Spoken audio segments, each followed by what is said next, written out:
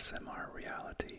All proceeds from this channel go to the Animal Protection League. Please consider subscribing. Thank you. Tonight we are going to discuss a story, and you will be surprised at the ending. And then I'm going to give some commentary and my takes on it. And my challenge to Christians is to provide a justification for this. I get, every time I do a Bible story, I get Christians saying, giving me encouragement about trying to find my faith again. And I greatly appreciate all the sincerity from people. I have had some wonderful Christians be really, really kind to me. But what I'm searching for is, please help me understand how you hear a story like this and still feel okay with following the faith, and still feel okay with books like this being in schools. That's kind of what I'm looking for. I'm not looking for encouragement. I'm looking for explanation, because these are the stories that led me away from faith. And so trying to get in the mind of a Christian that hears this story and tell me how you can be okay with this. That's what I'm looking for. Tell me how you maintain your faith even after reading or hearing stories like this. So let's get started. This is in Genesis, so you don't have to look too far. The very first book. This is chapter 19. The two angels arrived at Sodom in the evening, and Lot was sitting in the gateway of the city. When he saw them, he got up to meet them and bowed down with his face to the ground. "My lords," he said, "please turn aside to your servant's house. You can wash your feet and spend the night, and then go on your way early in the morning." "No," they answered, "we will spend the night in the square." But he insisted so strongly that they did go with him and entered his house. He prepared a meal for them, baking bread without yeast, and they ate. Before they had gone to bed, all the men from every part of the city of Sodom, both young and old, surrounded the house. They called to Lot, "Where are the men who came to you tonight? Bring them out to us so that we can have sex with them." Lot went outside to meet them and shut the door behind him and said, "No, my friends, don't do this wicked thing. Look, I have 2 daughters who have never slept with a man. Let me bring them out to you, and you can do what you like with them. But don't do anything to these men, for they have come under the protection of my roof." "Get out of the way," they replied. "This fellow came here as a foreigner, and now he wants to play the judge. We'll treat you worse than them." They kept bringing pressure on Lot and moved forward to break down the door. But the men inside reached out and pulled Lot back into the house and shut the door. Then they struck the men who were at the door of the house, young and old, with blindness, so that they could not find the door. The 2 men said to Lot, "Do you have anyone else here, sons-in-laws, sons or daughters, or anyone else in the city who belongs to you? Get them out of here, because we are going to destroy this place." The outcry to the Lord against its people is so great that he has sent us to destroy it. So Lot went out and spoke to his sons-in-law, who were pledged to marry his daughters. He said, "Hurry and get out of this place, because the Lord is about to destroy the city." But his sons-in-law thought he was joking.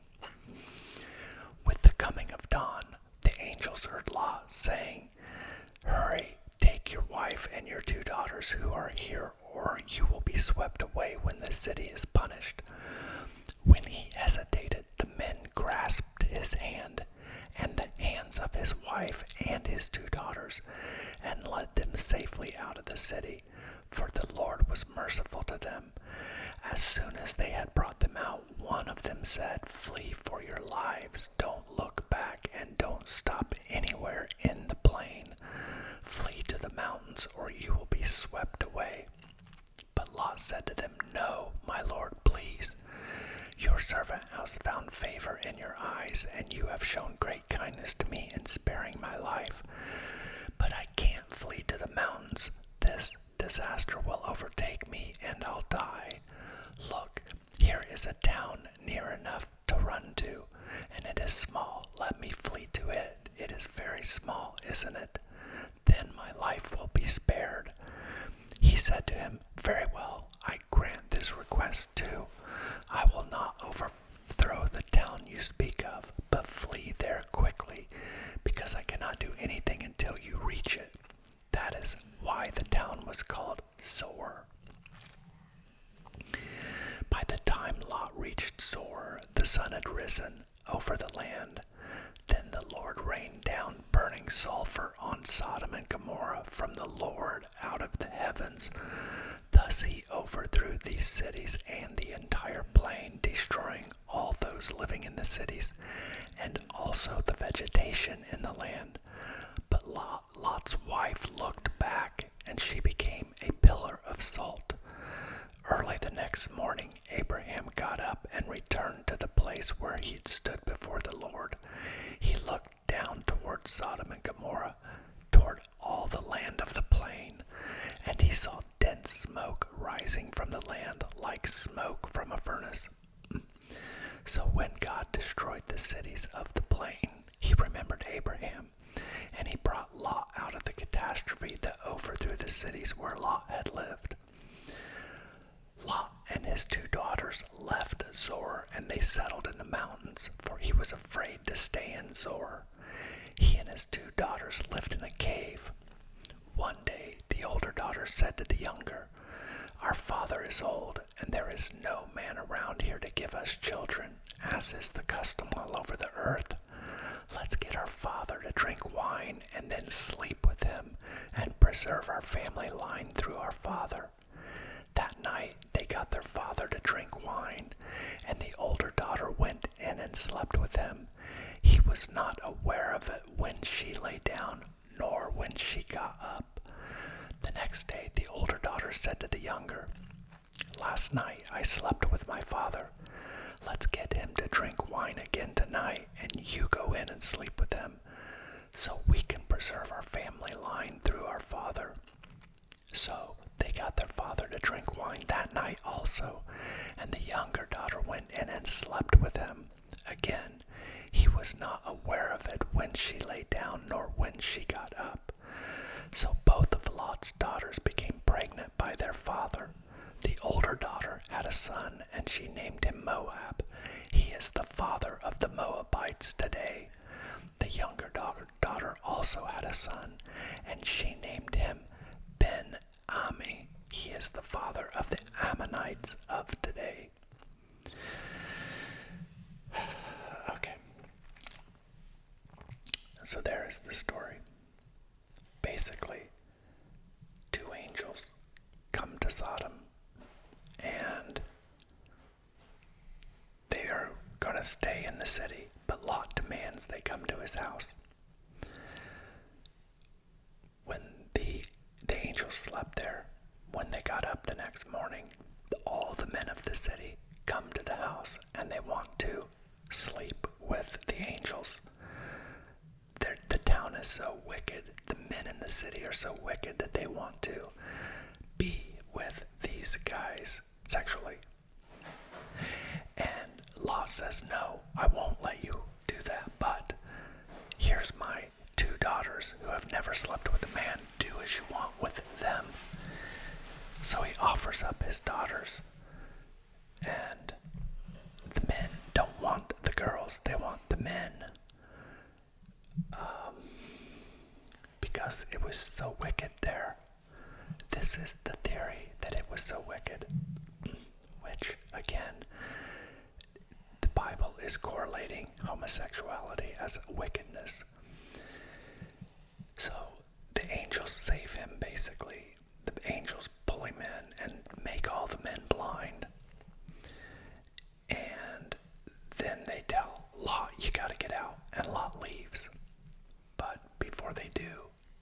give the warning, don't turn around. So the family leaves, but the mom turns around and boom, she's gone. She's a pillar of salt. A statue. So now it's Lot and his 2 daughters, and they've made it to the city of Zor, and now they are afraid there, so they escape. So then Lot and his daughters, both of them, have sex, and then they get pregnant by their father, and the kids that are born become kings, basically, they become rulers of other nations. So this is difficult for me to imagine if I have a child and I'm asking my child to read the Bible, and my child comes to me and he says, Daddy, how come this happened? Why did this daddy do this with his kids? I thought you said this is not good. Yes, I did, son. I did say that was not good. Or worse yet, it's a daughter. And I have a daughter coming to me saying, Daddy, how can this be okay? Are you going to do this to me someday? You know, how was it okay? It's, the fact is it's not okay. This is the biggest problem that I have with this story is the city was being destroyed because of wickedness, specifically sexual wickedness. The one thing that Lot and his family were doing was living righteously. So they were told to leave, but not to turn around. And the mom turns around and she's a pillar of salt. Now, what do you bet if the mom wasn't killed for turning her neck, that she would have been able to protect those daughters, that she likely would not have let that happen? But you see, why is what Lot did not consider sexual wickedness? So you just destroy a city for sexual wickedness, and then the one man you let leave commits sexual wickedness. But a neck movement was punishable by death. Turning around was punishable by death. But what Lot does is no problem. In fact, it's blessings, because no, you did this wonderful thing, so your kids are going to become kings now. There is a reimbursement for the wickedness. There is a prize for the wickedness. This is the major problem I have. I have sympathy for the mom.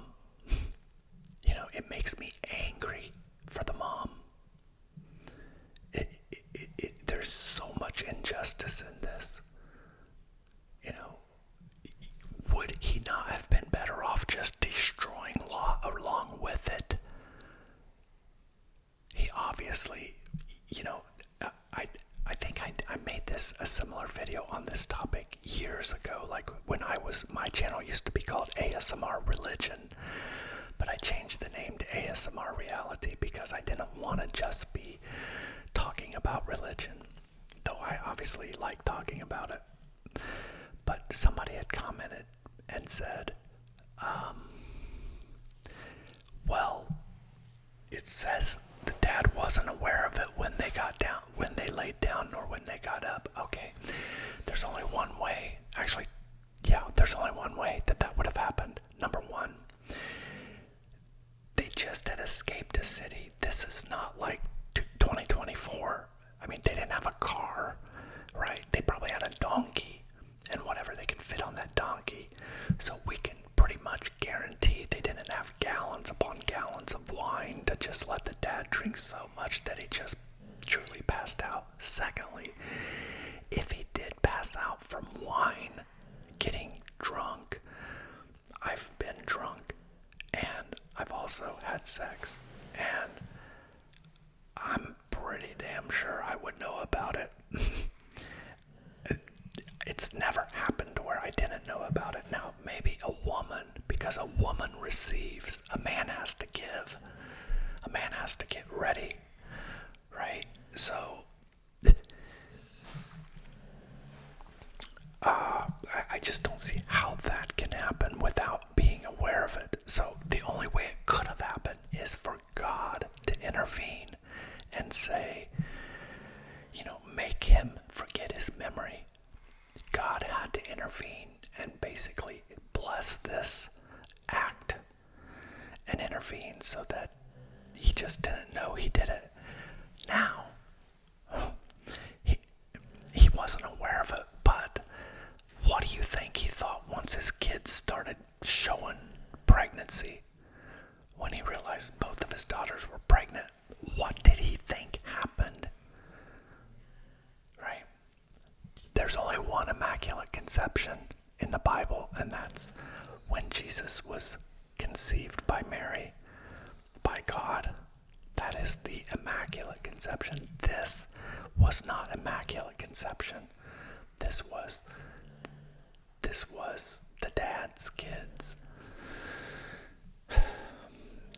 These are just like the major issues I have, that my logical mind reads this and says, no, I cannot do this just because I'm being told, just because, well, this is the thing to do. 80% of the people in America believe it. No, not 80% of the world, because we're the righteous ones. We are the smart ones. It's our religion. That's the truth. It's not the Muslims. It's not the Jews. It's not the Buddhists. It's not any of the other thousands of religions that are out there. It's us. We have the truth. No. It'd be one thing if it was just we believe it and there's none of this madness. I mean, keep in mind, this is the second video I made about extreme madness. So the first one I did was even worse. This is moderate compared to what happened in the first one. So this, as I read, I cannot accept this. I cannot worship a creator that does this. I cannot condone it. I cannot spread it to other people. I cannot encourage other people to believe this. Now, I understand no one will watch this video that's a Christian and wake up and say, nope, I don't believe this garbage. But if you're hearing this and going, what? That's in there? Yes, it is. And this is just a fraction of what's in there, because you will never hear your preacher say the words, turn with me, if you will, in your Bibles to Genesis 19. No. They stay away from this kind of stuff. They stay away from these stories because they have no way of explaining it. This is the hidden parts of the Bible. And most preachers know their congregation doesn't open it, and they're not going to look. The only place they're going to look is on Sunday morning when they tell them to look there.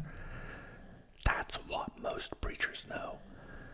I'm convinced that most preachers, the biggest group of atheists out there, are preachers. That's why they're all flying private jets and living in ridiculous mansions, because they're just taking advantage of people. They're telling them this stuff, and they're telling them exactly what they want to hear and saying, if you do this, I can let you see your loved ones again someday. If you do this, your life is crappy here on earth, but your prize is coming in the end. Give me all your money while you're here on earth. You be poor, because that's what God wants you to do. But you give the church all your money so that we can do good deeds. And you go home and be poor, because your prize is coming. Your prize is coming after you die. That's the deal. That's the deal they make. And it's what Jesus wants in the New Testament. Sell everything you own and follow me. That's what he says. It's love me or burn. Those are your choices. You can love this creator or you will burn for eternity. Those are your choices. That is a dictatorship.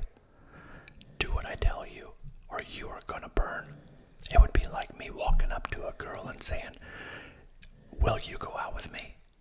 If you say no, I'm gonna hurt you, and you will not be alive tomorrow.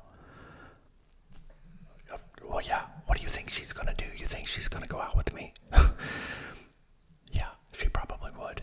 Same thing here. This is why it's so hard to walk away from. Because the punishment is so severe. The prize is so wonderful. Living forever, trillions upon trillions of years. Never dying, ever, ever, ever. And never feeling pain again. And seeing all your loved ones again that you've lost. And seeing your pets that you've lost. And just living in harmony. Speaking of pets, my dog is snoring up a storm. Let me go see if I can move her a little bit.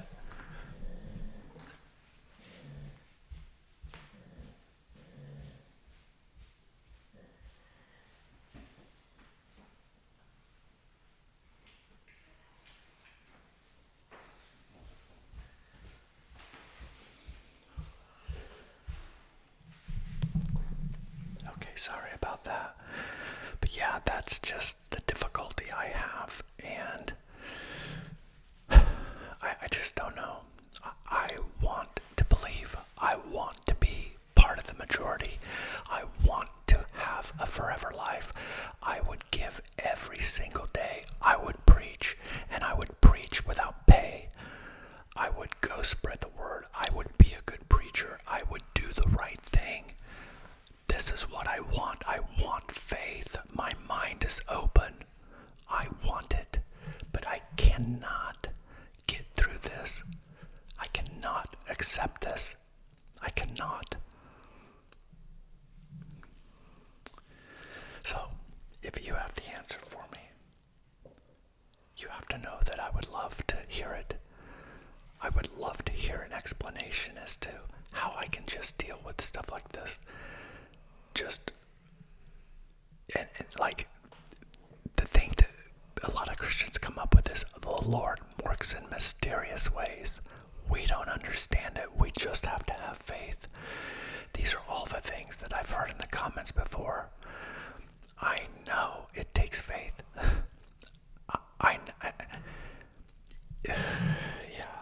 It's not. I need help. I need help with it. So if you can give me an answer. I mean, I've spoke to scholars about these problems, and all I get is the fluff, and that people can just believe this and just have faith and just accept that it actually happened and be okay with it and be okay with the kids reading it. But I would wonder, how do you explain it to your kids? My guess is I can only imagine what it would be like to be a Christian and have to deal with this scripture. If I had a kid, I would probably just say, well, my little girl,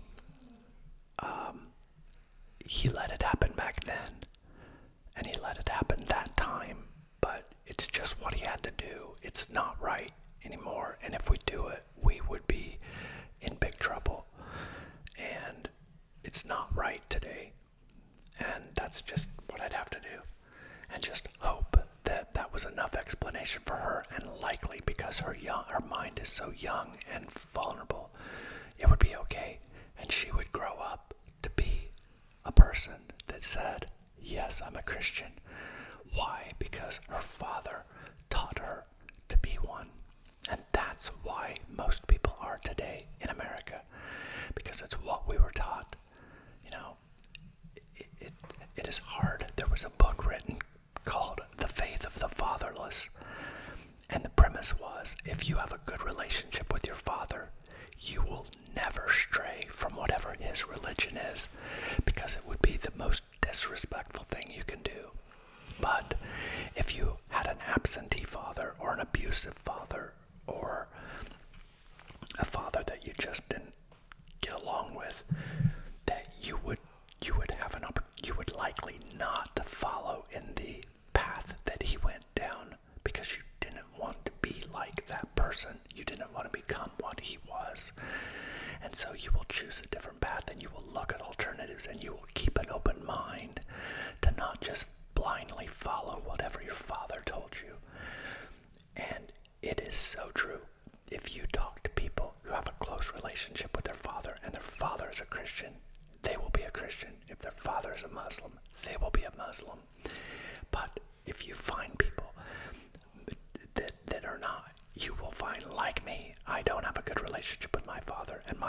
is a Christian and I took this path, and it's because it isn't because I don't want to do what my dad is doing. It isn't. It's because I allowed myself to open my mind and say, and maybe my dad, because he's wrong on these other parts, maybe this is wrong as well, because I don't respect him enough to just blindly follow him.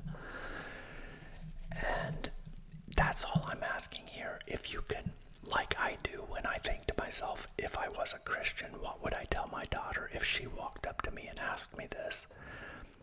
I'm asking you to, for one moment, imagine that your dad didn't tell you to do this. Imagine that you were just presented with this book and you open it. Would you come to the same conclusion that, yep, this was written by the creator of the universe, and this is how the universe was created, and this is what happens when we die, and this is what's going to happen to the earth. This ghost is going to come back. Jesus is a ghost story. This ghost is going to come back someday, and he's going to blow the earth up. He's going to destroy the complete planet. That, to me, is one of the reasons why we don't care enough about our planet, because the majority of us think it's going to blow up anyway. So why care for it, right? Why not throw trash in the street? Why not pollute the rivers?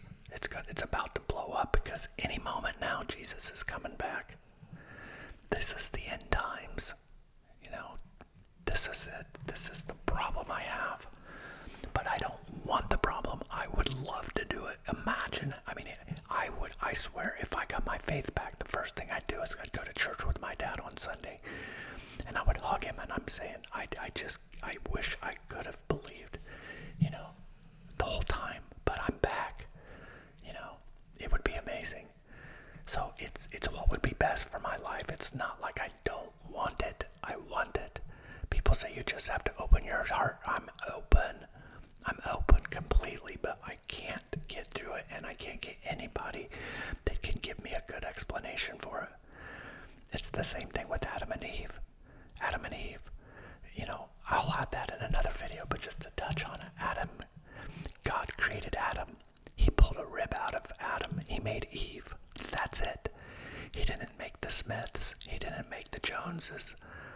He made two people. And here we are. Now, how did we get here from two people? They had kids. And they had kids.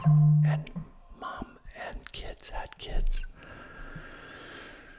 That's how we got here.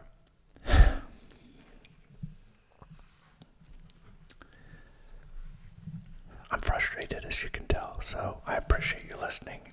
I'm not angry. I'm not upset. I just reading this story again is just, I try to let the emotion out so you can see exactly how my mind works, so that maybe, just maybe, somebody that's hearing this has the answer for me. It can help me through. So thank you for listening, and I will see you on the next one. Good night.